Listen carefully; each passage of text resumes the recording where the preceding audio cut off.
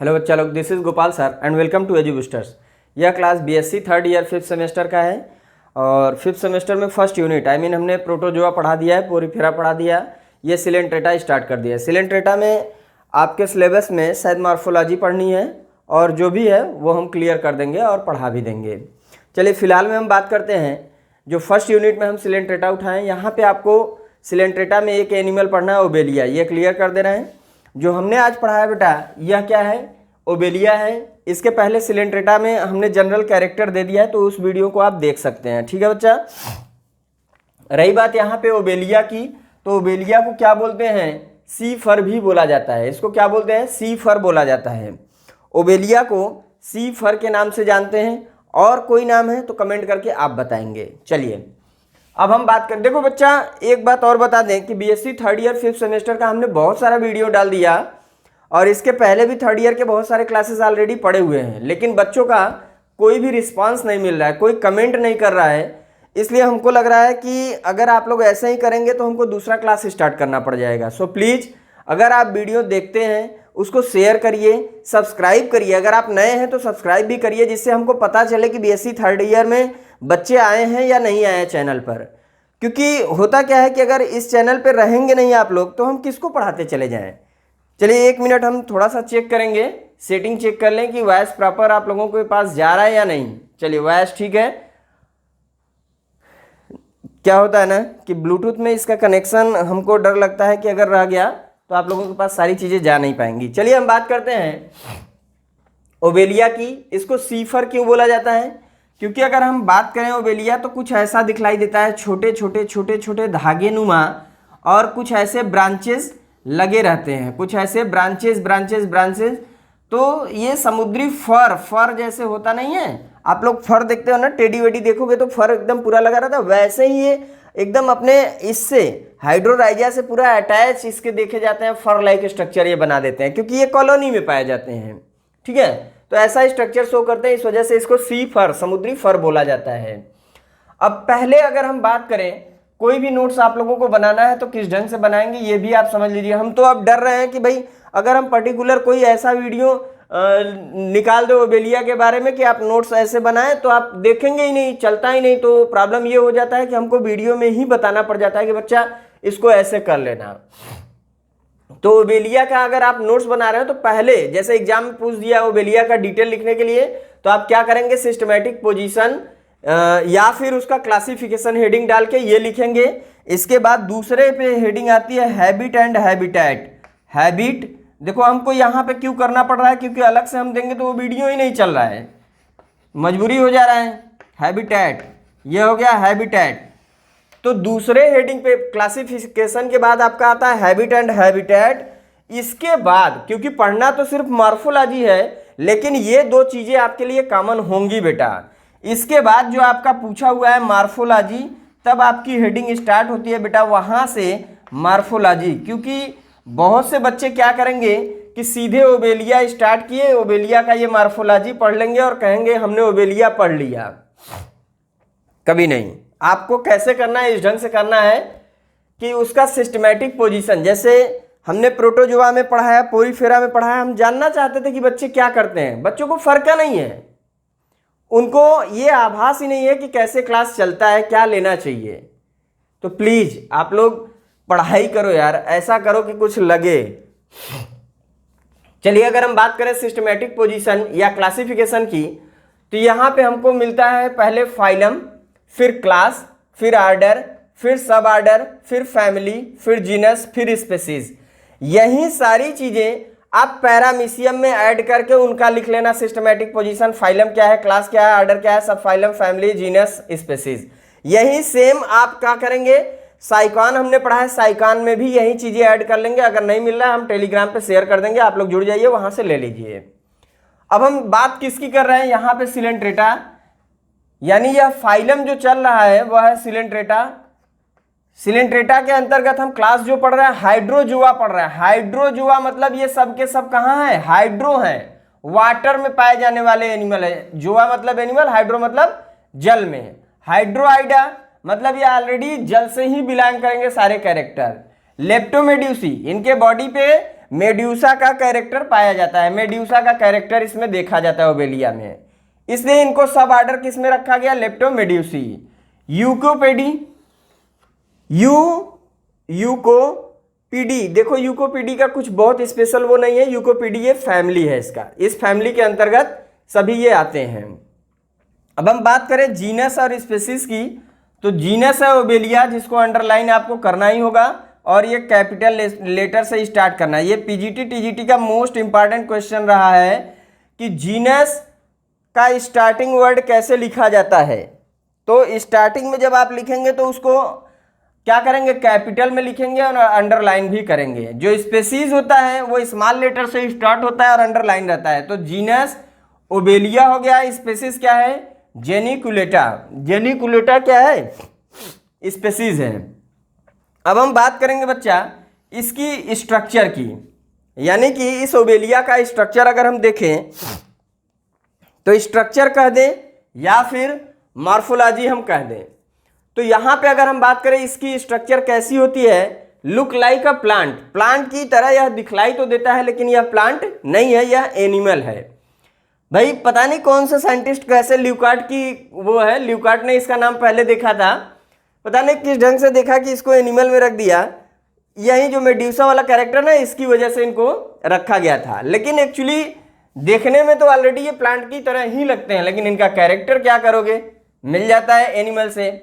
तो अगर हम बात करें यहाँ पे बच्चा, तो ये समुद्री सरफेस पे, समुद्र की गहराई में थोड़ी सी ये सरफेस पे अटैच होते हैं, नीचे सरफेस से या बॉटम वॉटम से या रॉक वाक से अटैच मिलेंगे आपको। अटैच जिसके द्वारा होते हैं उसको बोलते हैं हाइड्रोराइजा, हाइड्रोराइजा। यह नीचे वाला पूरा क्या है, हाइड्रोराइजा, जो जड़ की तरह होता है लेकिन जड़ नहीं है, हाइड्रोराइजा बोला जाता है, लेकिन जड़ जैसा नाम दिया गया है हाइड्रोराइजा, क्योंकि प्लांट तो है नहीं। हाइड्रोकॉलस, हाइड्रोकॉलस का मतलब हो गया कि जड़ीय स्टेम, लेकिन यह स्टेम नहीं है, यह वर्टिकल स्टेम की भांति होते हैं जो इसको सपोर्ट करके रखते हैं, हाइड्रोकॉलस। यानी यह इसकी जो मेन स्टेम की तरफ पूरी सपोर्टिव बॉडी है वर्टिकली जो खड़ा है, जिसपे इसके बर्ड्स दिखलाई दे रहे हैं, वो हाइड्रोकॉलस होता है। और जहां से ये अराइज होता है उसको हाइड्रोराइजा बोलते हैं। नीचे जो बेस बॉडी होती है उसको हाइड्रोराइजा, जिसपे ये खड़े ऐसे हैं वर्टिकली, उसको हाइड्रोकुलस, हाइड्रोकॉलस, HYDROCAULUS, हाइड्रोकॉलस याद रखना। फिर इसके बाद अगर हम बात करें तो इनकी जो बाहर की ऐसी लेयर दिखलाई दे रही है व्हाइट कलर की हमने बना दी है, ये जेल की तरह होता है। जेल यानी चिपचिपा म्यूसिलेजिनस लेयर होता है, जिलेटिनस। वो बाहर का जो होता है उसको हम बोलते हैं पेरीसार्क। क्या बोलते हैं इसको, बाहर वाले को पूरे पेरीसार्क। देख रहे हो कंगन की भांति ऐसे बना हुआ है, जैसे चूड़ा उड़ा पहनती है ना, कंगन चूड़ी ये सब लड़कियां पहनती हैं, औरतें, तो जैसा वो पहनती हैं वैसे हाथ की कलाई की भांति बना हुआ है ना। तो ये पूरा पूरा चारों तरफ देख लो, ये पूरा जेल लाइक स्ट्रक्चर है। ये किसका है, इसको बोलते हैं पेरीसार्क। ये बना होता है कैल्शियम कार्बोनेट का ही होता है। फिर है सीनोसार्क। इसके अंदर ये वाली जो स्ट्रक्चर जो पूरे बॉडी में यहां से यहां तक सपोर्ट की है अंदर की तरफ, उसे बोलेंगे सीनोसार्क। यह सीनोसार्क इंडोडर्मिस होती है, पेरीसार्क एक्टोडर्मिस होता है। यह पेरीसार्क जो है, इस पेरीसार्क को हम एक्टोडर्मिस भी बोल सकते हैं। यह एक्टो हो गया, एक्टोडर्मिस। जो सीनोसार्क अंदर की तरफ है यह इंडोडर्मिस, यही गैस्ट्रोडर्मिस भी होगा। इसको हम गैस्ट्रोडर्मिस भी कहेंगे। क्यों कहेंगे, जब हम यहां से चले आए ऊपर तो यहां पे देख रहे हो, यहां पे एक नेम दिया गया है बच्चा, माउथ। यहां से ये कोई चीज अंदर ले सकता है और यहीं से निकालता भी है, इसलिए इसको गैस्ट्रोवेस्कुलर कैविटी बोला जाता है। इस वाले सीनोसार्क वाली रीजन को, इस रीजन को जो ऐसे बनी हुई है, इसको गैस्ट्रोवेस्कुलर कैविटी भी कहते हैं। अब यहां से हम बात करें, आगे चलें तो आगे एक हमको बर्ड दिखलाई देता है। यह बर्ड कैसा है, यह बर्ड कुछ हमको कवर टाइप का दिखलाई दे रहा है, जिसके एंड पे एक ओपनिंग है, एंड पे एक ओपनिंग है। तो इसके अंदर भी कुछ हमको दिखलाई दे रहा है, एक अंदर भी वैसा ही स्ट्रक्चर बना हुआ है, जिसके ऊपर गोले गोले कुछ स्ट्रक्चर हैं, है ना। तो यह जो हमको दिखलाई दे रहा है एक बल्ब की तरह स्ट्रक्चर, इसको बोलते हैं, इस बल्ब वाले को बोलते हैं गोनोथिका। इस बल्ब को बोलेंगे गोनोथिका, खाली बल्ब को, जो आउटर कवरिंग है इस बल्ब के आउटर कवरिंग को गोनोथिका, इसके अंदर एक छोटी सी बल्ब लाइक स्ट्रक्चर है जो इसके बॉडी से अटैच है, उसको हम बोलेंगे ब्लास्टोस्टाइल। इनकी जो ओपनिंग होती है इसको बोलेंगे गोनोपोर। और ये पूरे को मिला दें, अगर इस पूरे को क्या कहेंगे, यहां से यहां तक का जो स्ट्रक्चर है इसको हम गोनेंजियम कहते हैं। तो गोनेंजियम के अंतर्गत क्या क्या आता है, गोनेंजियम का जो आउटर कवरिंग होता है उसको गोनोथिका, जो उसकी ओपनिंग होती है गोनोपोर, और गोनेंजियम के अंदर जो पाया जाता है स्ट्रक्चर जिसपे मेड्यूसा प्रेजेंट होता है उसको ब्लास्टोस्टाइल। ये जो छोटे छोटे गोले गोले दिखलाई दे रहे हैं ये सब क्या है, मेड्यूसी बड होते हैं या मेड्यूसी होते हैं। इनको मेड्यूसी, अभी तक मेड्यूसी बोला जाएगा। इसी गोनोपोर से ये क्या करेंगे, यहाँ बाहर की तरफ ऐसे आ जाएंगे और बाहर आने के बाद ऐसे ऐसे वाटर में इधर से उधर घूमेंगे और दो निकलेंगे, कहीं मेल निकलेगा कहीं फीमेल निकलेगा, कहीं फीमेल। तो ये सब क्या होते हैं, अगर मेल फीमेल निकला है तो यही रिप्रोडक्शन करके फिर ये यहाँ से न्यू पॉलिप को ऐसे क्या करेंगे, ऐसे जर्मिनेट कर देंगे। छोटा सा पॉलिप ऐसे आके सरफेस से फिर जर्मिनेट होना शुरू कर देगा और फाइनली इतने बड़े ओबेलिया का फॉर्मेशन यही पॉलिप कर लेता है। इसलिए इसको अल्टरनेशन ऑफ जनरेशन बोला जाता है। क्यों, क्योंकि इस गोनेंजियम के अंदर देख रहे हो बहुत सारे मेड्यूसा, ये मेड्यूसा यहाँ बाहर निकले, ये अपना स्पर्म ओवम रिलीज किए, फर्टिलाइजेशन हुआ, फर्टिलाइजेशन से ये फ्यूज हुए, फ्यूज होने के बाद धीरे धीरे प्लेन्युला लार्वा डेवलप करके ये क्या करेगा, सबस्ट्रेटम से अटैच होगा और धीरे धीरे करके ये पॉलिप का फॉर्मेशन कर देगा, एक पॉलिप का फॉर्मेशन कर देगा। यही पॉलिप डेवलप होके क्या करेंगे, एक बड़ी सी ओबेलिया कॉलोनी का फॉर्मेशन कर देते हैं।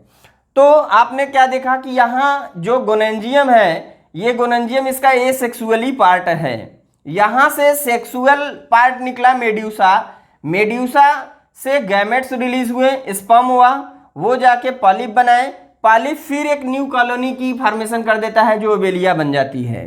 ठीक, अब हम आगे चलें तो आगे यही चीज है बेटा। ये जो रिंग लाइक स्ट्रक्चर हमने बोला था, ये चूड़ी कंगन औरतों की जैसे चूड़ियां होती है वैसे हैं, इसको पेरिसार्क एनुली बोला जाता है, यानी फोल्डिंग। यह जो है छोटा सा बड लाइक स्ट्रक्चर जो कप में दिखलाई दे रहा है उसको हाइड्रेंथ बोला जाता है, लेकिन यह कॉन्ट्रैक्टेड है, यह फैला हुआ नहीं है। जैसे यह फैला है वैसे यह फैला नहीं है, इसलिए हाइड्रेंथ तो है लेकिन यह कॉन्ट्रैक्टेड है। यह क्या है, यह भी हाइड्रेंथ है। पॉलिप इसी को बोलते हैं, हाइड्रेंथ बोलते हैं, पॉलिप बोलते हैं। ठीक, इसको अगर हम लिख दें यहाँ पे तो इसको हम पॉलिप कह सकते हैं, दो राय नहीं है। ठीक है, आपके माइंड में होना चाहिए, ये नहीं कंफ्यूजन करना कि सर इसमें पॉलिप तो कहीं हमने देखा ही नहीं। तो यही है पॉलिप, यही छोटा वाला, ये बच्चा, इसी को कट करेंगे फिर ग्रोथ कर जाएगा, एसेक्सुअली यही से होता है। फिर इसके बाद आता है बच्चा, ये कॉन्ट्रैक्टेड हो गया क्योंकि ये सिकुड़ा हुआ है, ऊपर की तरफ नहीं निकला, डेवलप होता तो आगे बात होती। ये जो हमने आउटर वाला जेली स्ट्रक्चर बोला ये पेरिसार्क है।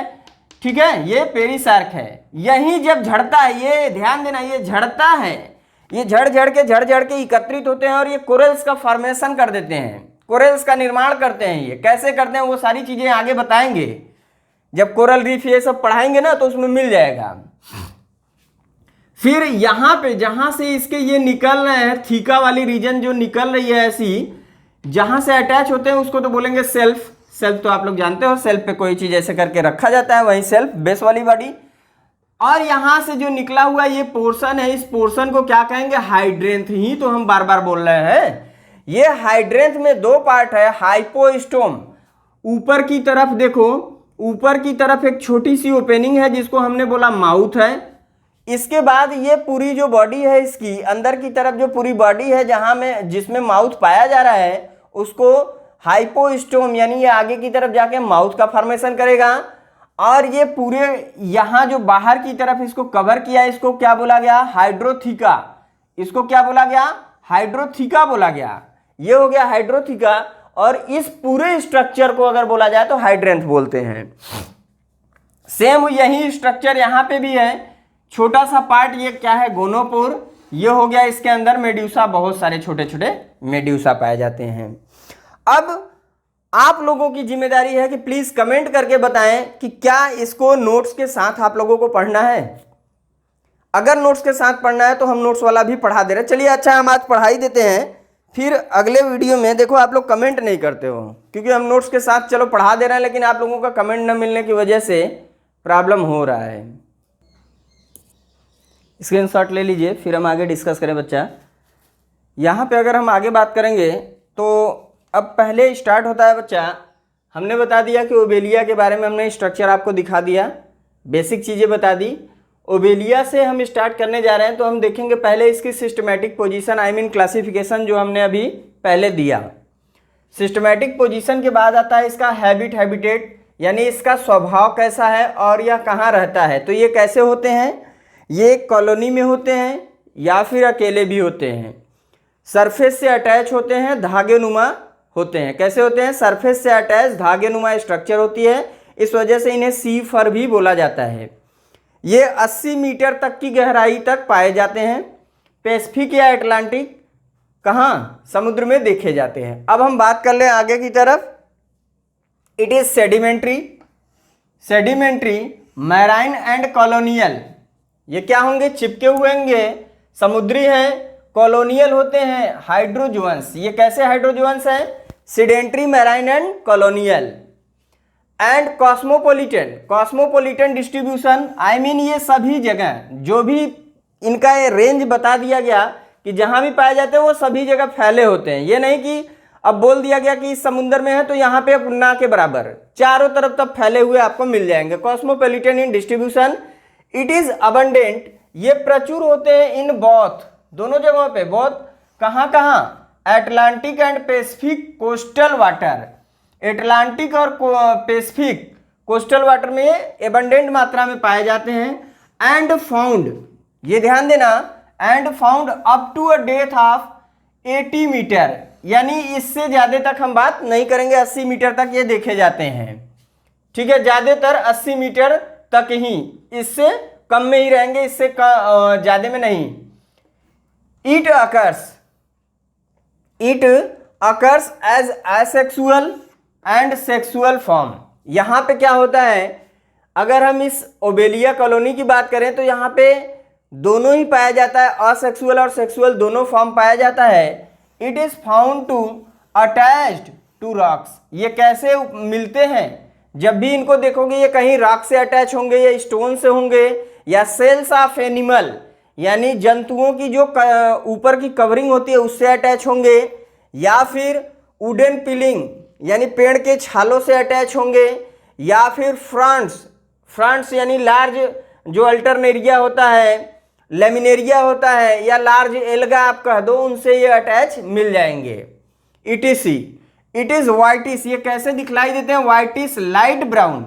ये दिखलाई जहां देंगे कैसे दिखलाई देंगे, whitish light brown thread like structure, whitish light brown thread like structure या colour, and fur like growth. और इसकी ग्रोथ कैसी होती है, जैसे फर हो।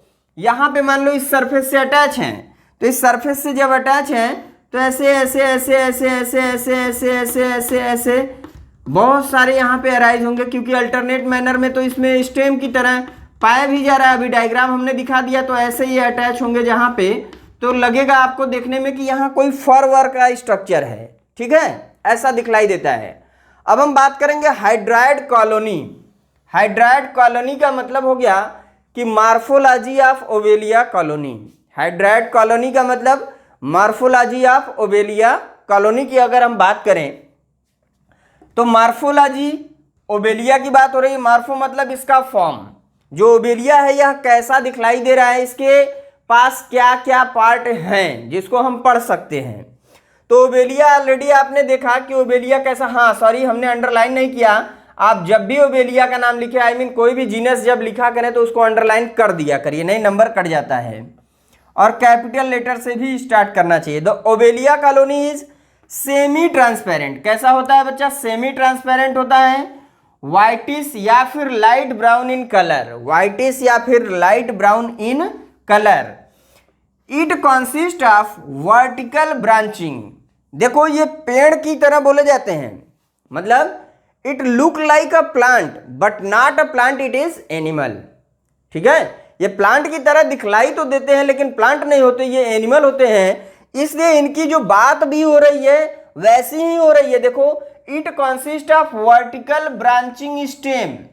कैसे, ऐसे सीधे लंबवत, ऐसे वर्टिकल स्टेम की तरह जो शाखाएं होती हैं, ब्रांच यहाँ पे है, कार्ड उसको क्या बोला जाएगा? जो सीधी सीधी ऐसी शाखा एक तो देख रहे थे ना ऐसे स्टेम, उसको क्या बोला जाता है? उसको बोला जाता है हाइड्रोकॉली या फिर हाइड्रोकुलस, हाइड्रोकॉली या फिर हाइड्रोकुलस।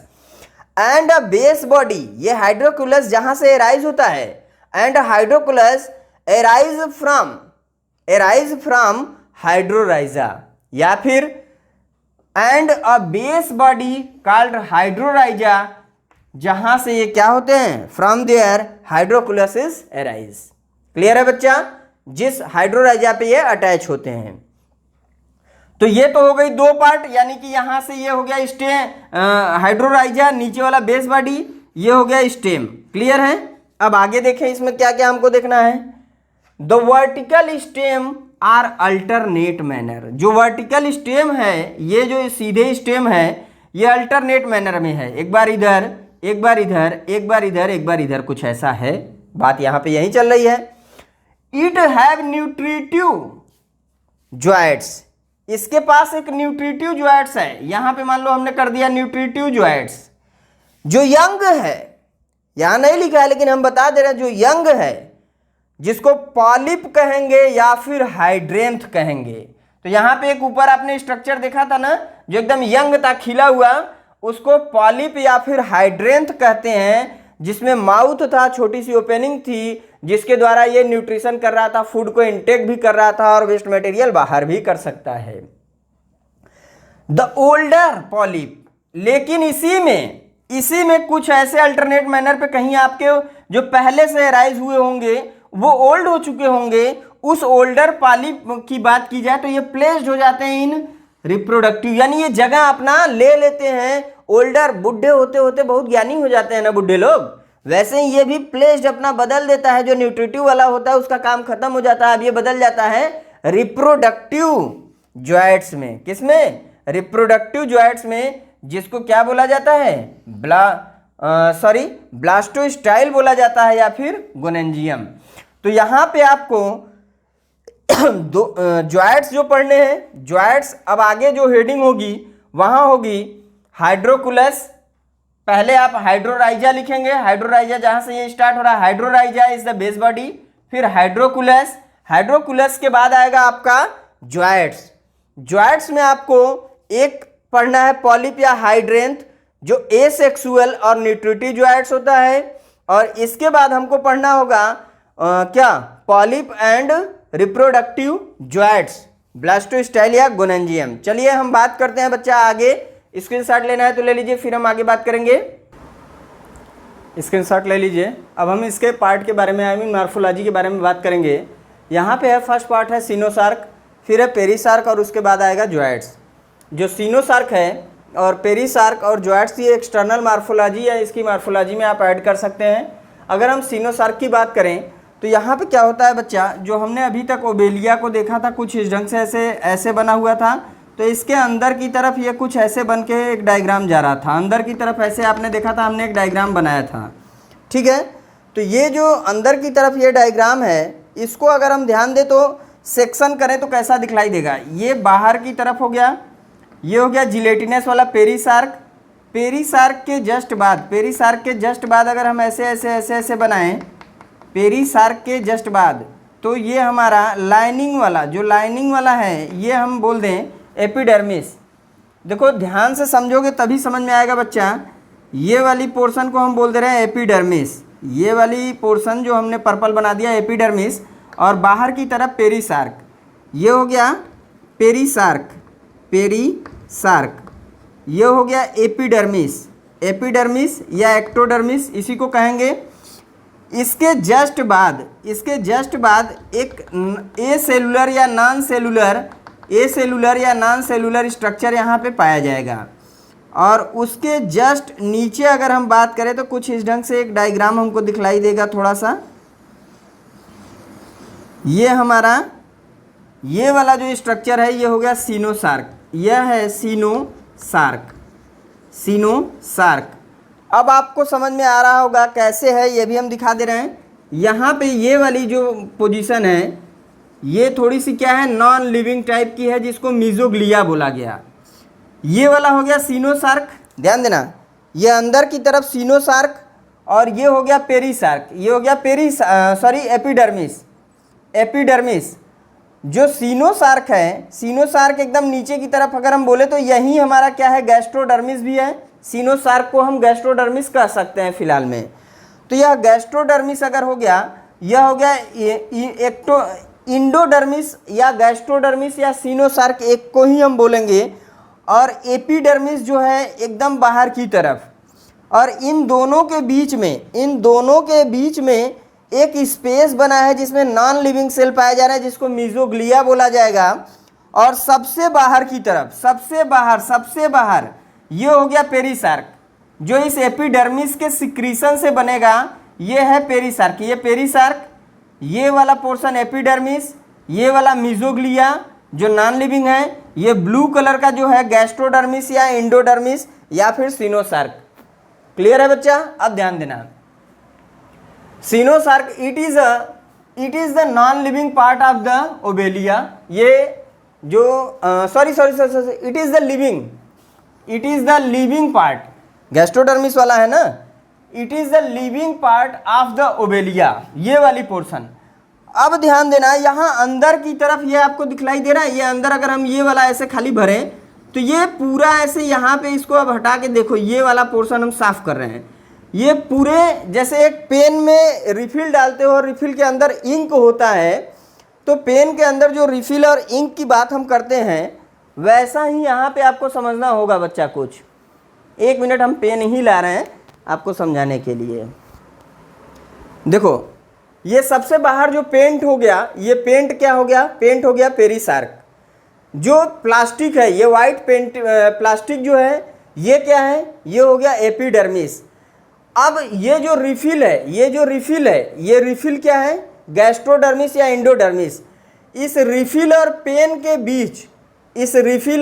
के बीच जो स्पेस है उसे मीजोग्लिया बोलेंगे। और रिफिल के अंदर भरा हुआ जो पहले तो रिफिल के अंदर स्पेस होगा, तब तो इंक भरेंगे। जो स्पेस है इसको गैस्ट्रोवैस्कुलर कैविटी बोलेंगे, और जो इंक है वो जो भी ये खाता पीता मटेरियल है वही उसका मटेरियल होगा। तो इतना आप समझ में आ गया होगा। अगर नहीं समझ में आया तो इस चीज़ को एक बार आप फिर से रिपीट करके देख लीजिए, समझ में अब आ जाना चाहिए। तो हमने क्या बोला कि अंदर की तरफ it is the living part of the Obelia which consist ectoderm, जिसके पास, देखो अब आपके माइंड में आ रहा होगा सर यहाँ से कैसे एक्टोडर्म। हाँ, अब इसके पास ये सारी चीज़ें हैं ना, इस सीनोसार्क के पास बाहर सारी चीज़ें मौजूद हैं, एक्टोडर्म, गैस्ट्रोडर्म एंड मीजोग्लिया, सब कुछ तो यहाँ पे मौजूद हैं। And mesoglea in between ecto and gastroderm, in between ecto, यहाँ पे एक्टो या एपिडर्मिस हम ले लें, और gastroderm non living mesoglea are present. ठीक है, in between ecto and gastroderm mesoglea are present. Gastroderm is known as endoderm. Gastroderm को ही एंडोडर्म या एंडोडर्मिस बोला जाता है। ब्रांचेस एंड जॉइंट्स, जितने अब ब्रांचेस, अगर हम यहाँ पे ऐसे ब्रांचेस की बात कर रहे हैं तो ब्रांचेस ऐसे निकले थे और उसके ऊपर ऐसे एक कवरिंग था पेरीसार्क का, तो अंदर की तरफ सीनोसार्क। तो ब्रांचेस, ये जितने भी ये सब ब्रांचेस निकल रहे हैं ऐसे ऐसे ब्रांचेस, और यहाँ पे ऐसे ये जॉइंट्स था, ये था जॉइंट्स। आप लोगों को याद होगा अभी हमने डायग्राम बनाया था कुछ इस ढंग से, ये हो गया joints of colony consist of an inner, अंदर की तरफ इनर ट्यूबुलर, यानी कि यह ट्यूब लाइक, यहाँ पे माउथ था ना, याद है, होल बना हुआ था ना, ट्यूबुलर लिविंग पोर्शन, यह लिविंग पोर्शन है, which surround the gastrovascular cavity. Mouth से पूरा बीच में ऐसे स्पेस बनता हुआ है, तो माउथ को चारों तरफ से ऐसे घेरा हुआ था ना, अंदर जो आहार नाल होगा उसको चारों तरफ से ऐसे घेरा होगा ना, जैसे ये हो गया एक ट्यूब लाइक स्ट्रक्चर, ऐसे ट्यूब लाइक स्ट्रक्चर हो गया। तो ये जो स्ट्रक्चर है इसको गैस्ट्रोवैस्कुलर कैविटी बोलेंगे। तो इसको जो सराउंड किया, ये जो ऐसे घेरा हुआ है, इसी को तो सीनोसार्क बोल रहे हैं, इज कॉल्ड सीनोसार्क। बात करेंगे पेरीसार्क की। Outer gelatinous tough, yellow or brown colour. बाहर की तरफ, सबसे बाहर ये वाला सबसे बाहर कैसा है, आउटर, सबसे आउटर जिलेटिनस यानी टफ है, जिलेटिनस है, येलोविश पीला या फिर ब्राउन कलर का ट्रांसपेरेंट जिसके आर पार झलकता हो, एंड नॉन लिविंग, लेकिन यह कैसा है, नॉन लिविंग है, लेयर इज कॉल्ड पेरिसार्क, जिसको हम पेरिसार्क बोलेंगे। इट इज सिक्रीटेड बाई, यह सिक्रीट किसके द्वारा होता है, यही जो यहाँ पे एपिडर्मिस नहीं था, यह एपिडर्मिस बाहर की तरफ एक सिक्रीशन रिलीज करता है जिससे पेरिसार्क का फॉर्मेशन होता है। इट प्रोटेक्ट द कॉलोनी, और यह करता क्या है, ये चारों तरफ पूरे दीवार पे हम लोगों के स्किन क्या करता है, स्किन क्या करता है भाई, रक्षा ही करता है ना। तो स्किन के ऊपर पसीना अगर आ रहा है तो वो भी हम लोगों के बॉडी के हेल्प के लिए आता है। वैसे ही यहाँ पेरिसार्क हम लोगों के बॉडी में जैसे पसीना एकत्रित होता रहता है, वैसे यहाँ पेरिसार्क है। तो ये क्या करता है, पूरी कॉलोनी की हेल्प करता है, प्रोटेक्शन करता है एक्सटर्नली। अब बात करेंगे ज्वाइड्स की। The term zooids made by two Greek word, जून मतलब क्या होता है, एनिमल, और ओआईडी, आइड मतलब फॉर्म, यानी एनिमल के कई रूप की बात हो रहा है जहां ज्वाइड्स की बात होती है। तो the Obelia colony have two zooids, यहाँ दो ज्वाइड्स पाए जाते हैं, एक होता है न्यूट्रिटिव ज्वाइड्स, एक होता है रिप्रोडक्टिव ज्वाइड्स। जो न्यूट्रिटिव ज्वाइड्स होता है इसको पॉलिप या हाइड्रेंथ बोलते हैं, जबकि जो रिप्रोडक्टिव ज्वाइड्स होता है इसको ब्लास्टोस्टाइल या गोनेंजियम बोला जाता है। इसको क्या बोला जाता है, ब्लास्टोस्टाइल या गोनेंजियम बोला जाता है। तो अब हम बात करेंगे बच्चा आगे, जरा इसकी स्क्रीनशॉट ले लीजिए, फिर हम बात करें आगे। चलिए अगर हम आगे बात करेंगे बच्चा तो यहाँ पे ध्यान देना, यहाँ क्या है, पॉलिप या हाइड्रेंथ जिसको न्यूट्रिटिव ज्वाइड्स बोला गया है, ये क्या है, एसेक्सुअल फेज होता है, एसेक्सुअल, ये एसेक्सुअल फेज होता है किसका, asexual phase of Obelia colony, Obelia colony की एसेक्सुअल फेज होता है।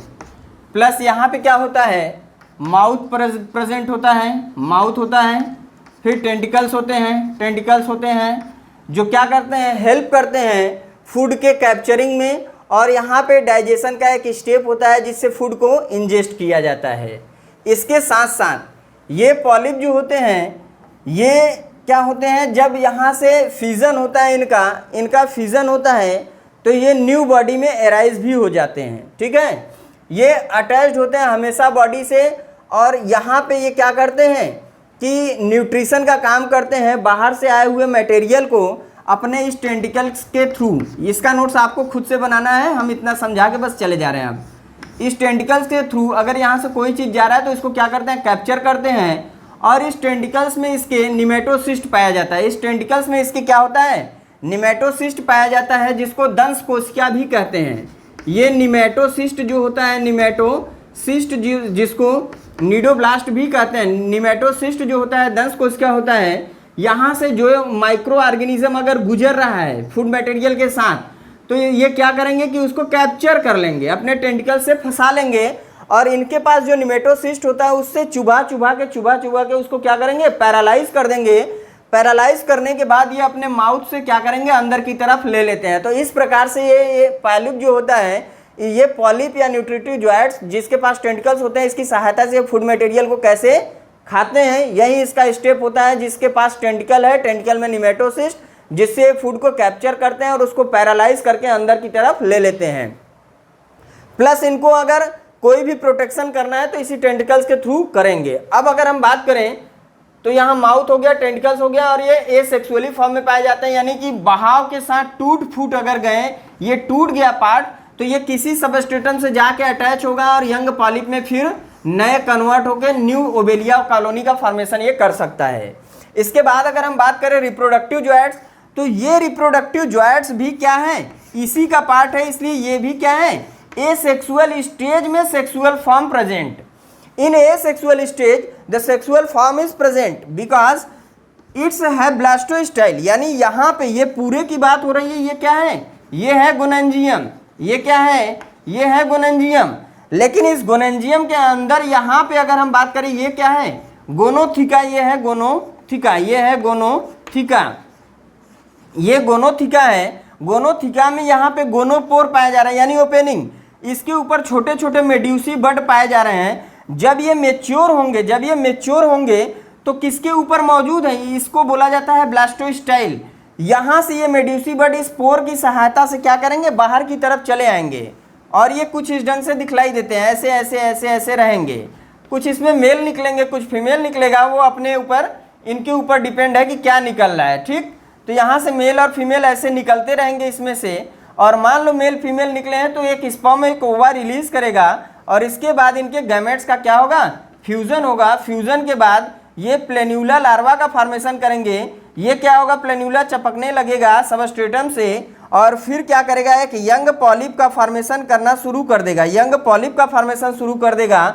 और ये यंग पॉलिप धीरे धीरे ग्रोथ करते करते क्या करेगा कि न्यू पॉलिप का फॉर्मेशन, और फिर क्या होगा, एक नई ओवेलिया कॉलोनी क्या होगी, यहाँ से अराइज कर जाएगी।